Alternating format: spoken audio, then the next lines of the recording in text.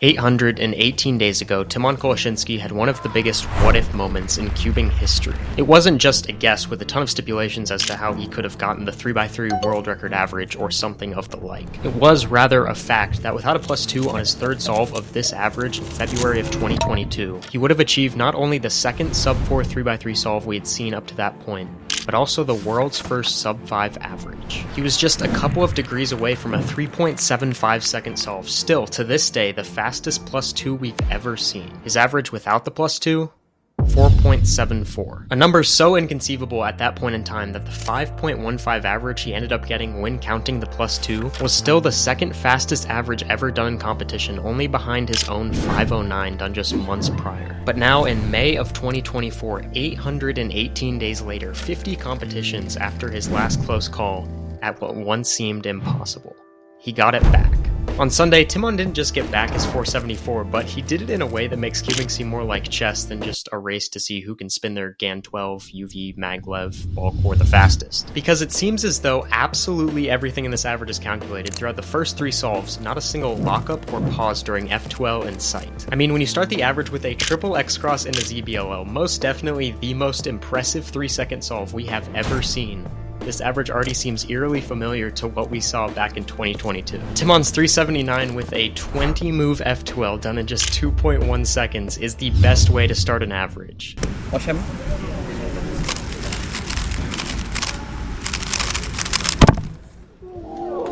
I'm going to be showing this solve on white cross, but Tymon actually did his solve on yellow cross. You can scramble with yellow top and green front to make your cube look like mine. As I mentioned earlier, on this solve, Tymon is going to do a triple X cross. You can notice that we have this block here, we also have this block down here, and then these two edges are solved adjacent to one another. So the easiest way that I can explain what he does here is that he sees that these two edges are already solved next to each other, which means all he needs to do for this triple X cross is solve the red-blue corner down here, and then he needs to solve the red-green corner down here. And just another reason why the scramble is great is that he has this situation down here which will basically solve itself whenever we're finishing this triple X cross. So he starts off by inserting the red edge adjacent to this green one without disrupting either of these edges, simply just doing it like this. So after just getting these two done next to each other, he's going to rotate, and then he's going to insert this blue-red corner down to here so that he can make just a singular X cross right here, and then he's going to expand upon that. So simply by inserting this, he kicks out the orange edge, and then he could just do a D prime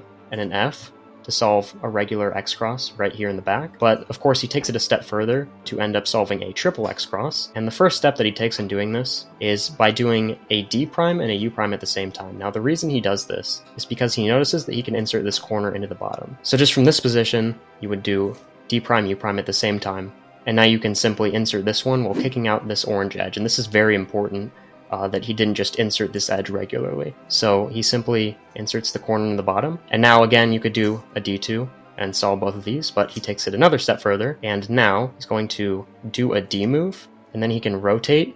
And now the reason I said this was very favorable at the beginning is because he can simply insert this orange edge in the bottom. And when he does that, it won't disrupt this corner, and it'll move this edge so it's solved. And then this pair will also become a 3-mover. I'm not sure if he saw that part, but yes, this was just part of the solve. And so he inserts this in the same exact way he inserted the last 3 edges. And then from this position, you might be tempted to just do a D, and that'll solve the triple X cross here. But on the fly, I don't know if he predicted the entirety of F12, but at least just on the fly, he sees that he can do a wide U, and then he has this simple 3-mover into the front right here. So a very, very nice solution for F2L. And then what I think makes this solve even more impressive itself is this is actually an LZBLL. So what that means is that the recognition for this case is infinitely harder than the 2 most popular sets of ZBLL. So ZBLL almost took as long as the entire rest of F12 on this solve. And this algorithm is simply just doing a commutator to take out the corner here, and then he's going to cancel into solving this pair right here. So now we just have this F12 pair. And he simply inserts it into the front, and then a UAUF. And all of this was done at around 10.2 TPS. And you gotta think, after starting the average with a 379, what can one even do next? Well, he counts a 4.37, a solve that shows absolutely insane contrast between this one and the last, and does something that we've been seeing him do a lot lately, all while executing this solve at 12.5 TPS with another 2-second F12. This is basically a pauseless solve with a G-perm. and it's still 4.3.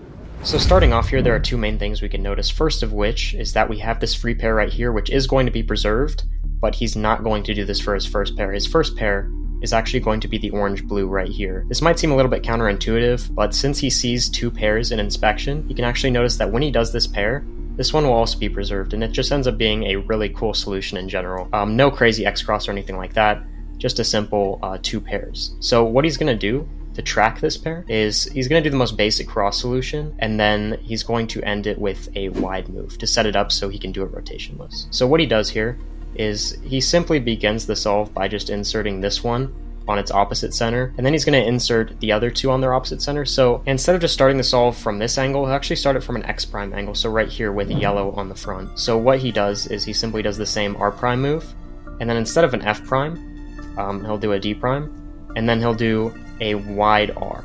And all that does is solve all of these three cross edges. So now if you'll remember, this is the pair that we're tracking in inspection for our first pair.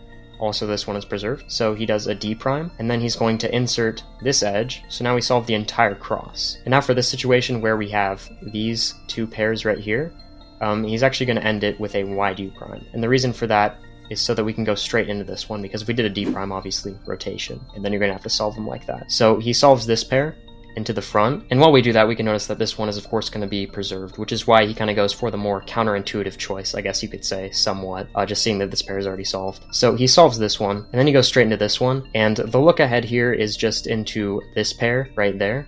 So he's actually going to see that we have this one into the back, so we can actually set it up with L moves. So solving both front slots isn't actually going to be terrible for him here because of the last two pairs he ends up doing. So he does the red-blue right here first, so he'll just pair them up like this. And we can notice that whenever we're solving these into the back right, we just have this red-green pair, and we can just rotate and then solve it into the back like so.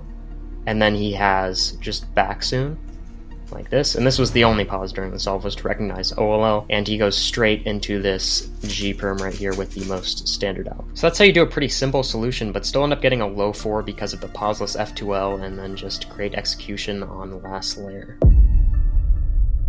It is at this point, after counting a low 4 and then following that up with yet another sub 5, that he needs just a 5.28 or better to secure another European record average. And luckily we have the 2x2 world record holder Theodor Zader wearing an absolutely beautiful bucket hat to tell us after Tymon's 533 on the next solve that he still isn't guaranteed an ER average. And the range of averages he can get depending solely on his next solve span all the way from an average that isn't even his PR to a 4.34, 14 hundredths of a second faster than the current world record. Of course, to make the latter happen, he would need a 3.79, so possible?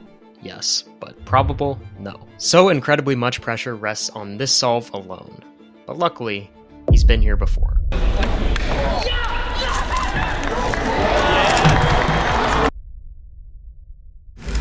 Watch him.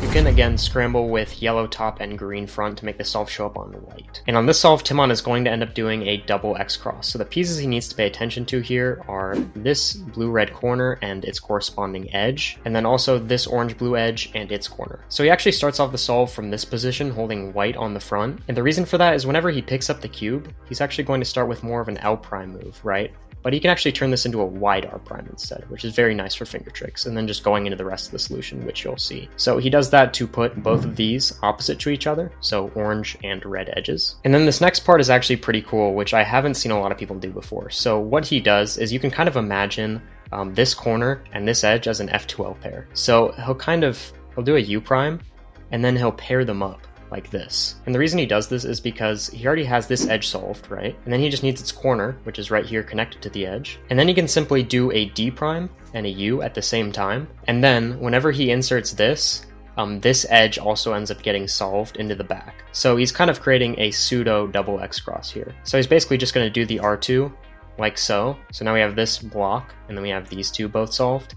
And now the only piece that we need, if you'll remember which ones we were tracking, is just this piece. And this piece needs to go down here.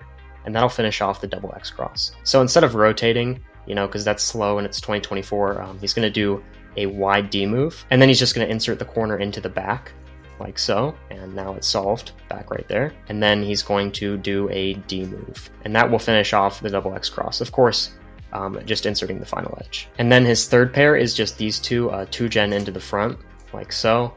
And then we can also see this is going to be our final pair. So he does end up rotating and then pairing it up and then doing another wide D move and then inserting it. And then something you can actually notice in the video of Tymon's solve is he does end up fumbling with the bottom layer a little bit, just doing some D and D prime moves. So he could have saved a little bit of time, but he ends up going straight into the OLL and then just doing a T-perm with a U2 AUF. So no AUF tricks or anything right there, but yeah, just a minor lockup in the grand scheme of things. One of the only lockups I could find in the entirety of the average. This last solve finally securing Tymon his 474 that we have seen to be a possibility since February of 2022 told us a couple of things. 3 of these solves were done on yellow cross and 2 on white, meaning this average was entirely dual color neutral. This now means that the top 3 averages ever done in competition are all dual color neutral. This hasn't happened since, well, a long time. Like, correct me if I'm wrong, but I think it's 15 plus years long time. Tymon leaning more and more towards dual color neutrality is something that has been a long time coming. At one point he simply just favored white and yellow, but it still seems as though he does do the other 4 colors when the opportunity presents itself.